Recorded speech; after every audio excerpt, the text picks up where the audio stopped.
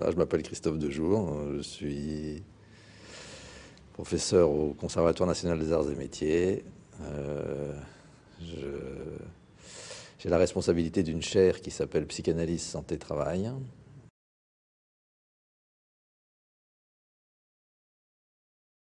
Ce que l'on observe depuis un certain nombre d'années, c'est une aggravation progressive des pathologies mentales en rapport avec le travail. C'est vrai en France, mais c'est vrai dans les autres pays européens, c'est vrai dans l'ensemble des pays dits développés, jusque y compris aux États-Unis.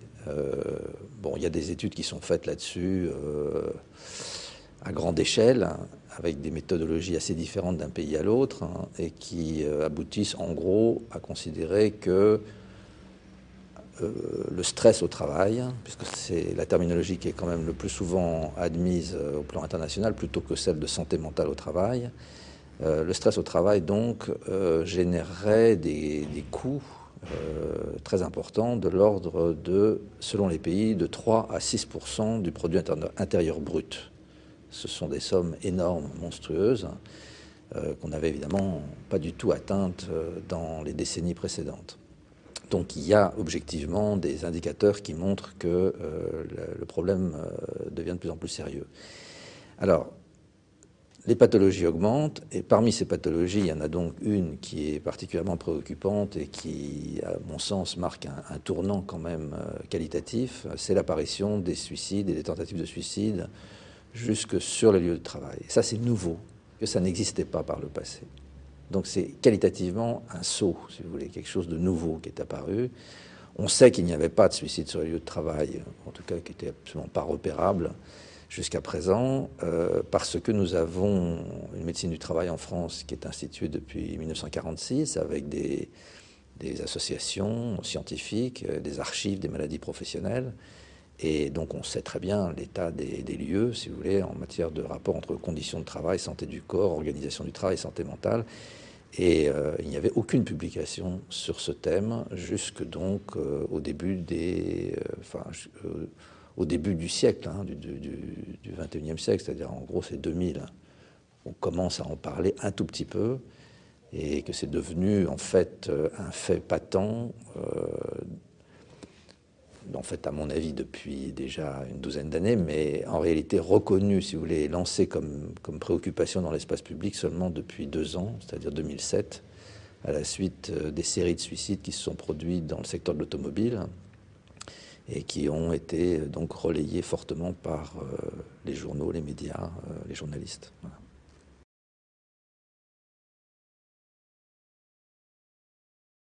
Je pense que ces nouvelles méthodes de management, d'un côté, elles permettent de tirer une productivité très accrue, mais elles détruisent la santé mentale des travailleurs progressivement. Et ce sont ces nouvelles formes d'organisation du travail qui affaiblissent les possibilités défensives, les possibilités adaptatives des travailleurs vis-à-vis des contraintes exercées par l'organisation du travail. Donc, renvoyer les choses à une sorte de terrain individuel, de fragilité individuelle, de vulnérabilité individuelle, de prédisposition personnelle, est à mon avis facile à démonter scientifiquement aujourd'hui. On a largement les moyens de le faire. C'est faux. Et du coup sont fausses aussi, ou sont erronées, si vous voulez, les mesures qui sont le plus souvent prônées pour lutter contre notamment le suicide au travail, mais aussi pour prévenir l'ensemble de la dégradation de la santé mentale au travail, qui sont essentiellement des préconisations individuelles de type gestion du stress,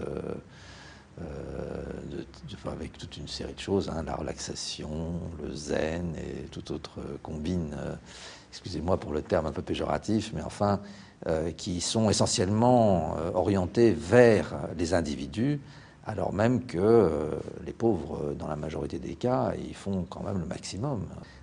Bon, là, on voit quand même une transformation radicale du monde du travail, et la solitude a fait son entrée avec son cortège d'angoisse, de peur, et surtout la solitude. C'est cette solitude qui est l'élément intermédiaire fondamental de l'aggravation des pathologies mentales dans le travail. C'est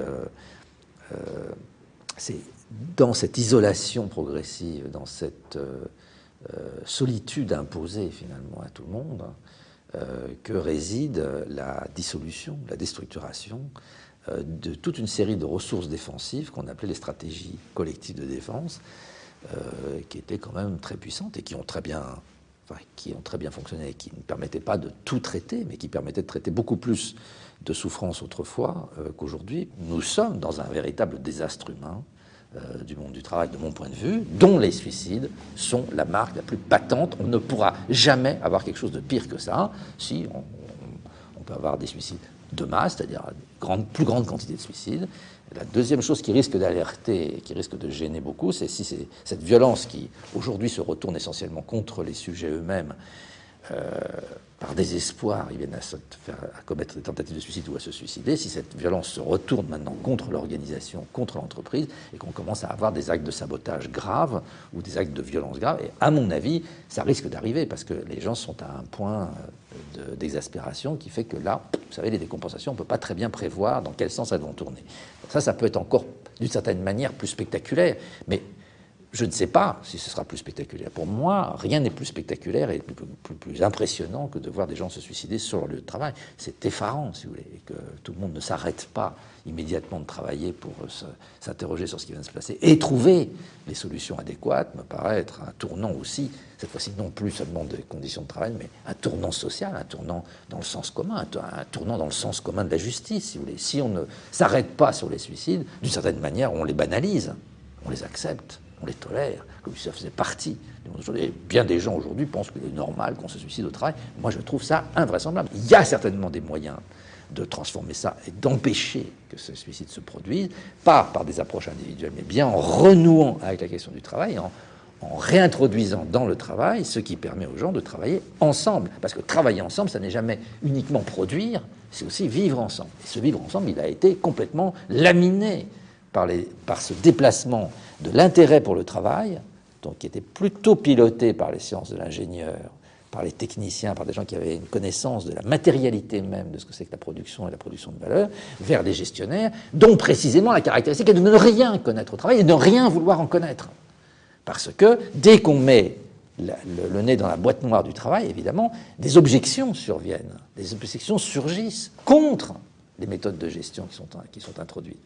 Et donc, à chaque fois qu'il y a un problème nouveau qui surgit dans le travail, on repasse par des méthodes de gestion, on rajoute encore des gestions, on rajoute encore des contrôles supplémentaires et encore des mesures administratives supplémentaires, on recharge encore la barque des managers auxquels, d'un côté, on demande de faire suer le burnous, excusez-moi pour la grossièreté des termes, c'est-à-dire d'exploiter les gens, de les dominer au maximum, et d'un autre côté, on les tient pour responsables si jamais il y a un suicide, donc, ou si jamais les gens décompensent.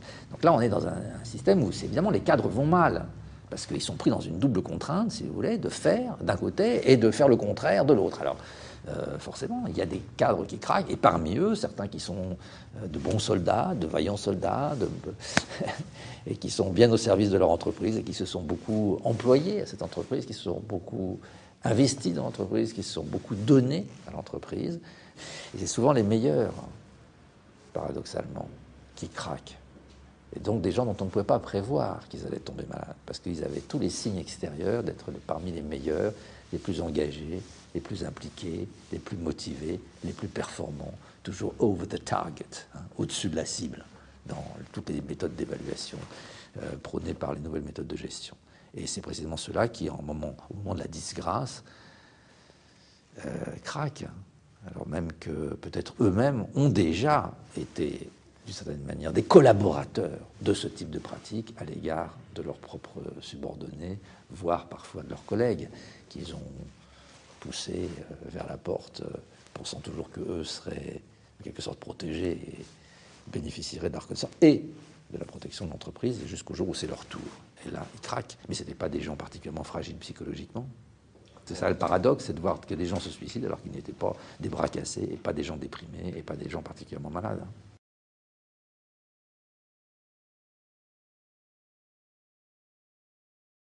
Aujourd'hui, la question se trouve vraiment posée de certains médecins, psychiatres, qui apportent vraiment leur concours à la rationalité de l'entreprise, fût-ce au détriment des malades, au détriment des salariés, au détriment des gens. C'est-à-dire là, c'est en contradiction frontale avec le serment d'Hippocrate, avec les règles et donc avec la loi. Dans toute cette histoire des plans sociaux et dans cette histoire de gestion des ressources humaines, lorsqu'il s'agit de faire ce qu'on appelle... Là aussi, vous avez des termes bizarres, les plans sociaux. C'est des plans qui sont antisociaux, c'est des plans de licenciement, c'est des plans de réduction des effectifs, c'est ni plus ni moins que ça. Il est bien évident que la façon dont on mène ces plans, il y a différentes façons de le faire, des façons qui sont plus ou moins à la hussarde, plus ou moins brutales. Il y a des endroits où on essaye de faire le moins brutalement possible, ce qui n'empêchera quand même pas que ça pose de terribles problèmes à ceux qui font les licenciements, parce que les ressources humaines, les responsables des ressources humaines, ils sont impliqués là-dedans. Et souvent, donc, beaucoup de managers à différents niveaux sont impliqués. Alors, c'est bien pratique de pouvoir faire recours à un consultant externe, un psychologue, un psychosociologue, un consulting de, je sais pas, un consultant de je ne sais quelle spécialité, pour vous donner des critères pseudo-scientifiques de sélection. Et voilà. Le terme est lancé, c'est la sélection, avec soi-disant des critères objectifs. Les plus mauvais partiront. En fait, on a vu ça chez IBM, on a vu ça dans un certain nombre d'endroits. Il va falloir qu'on ait 10% de gens qui tombent, donc 10% auront une mauvaise évaluation, et vous me trouvez 10% de mauvaise évaluation, et on fera venir des consultants qu'on appelle dans le milieu les killers, les tueurs, ceux qui vont faire les nettoyages.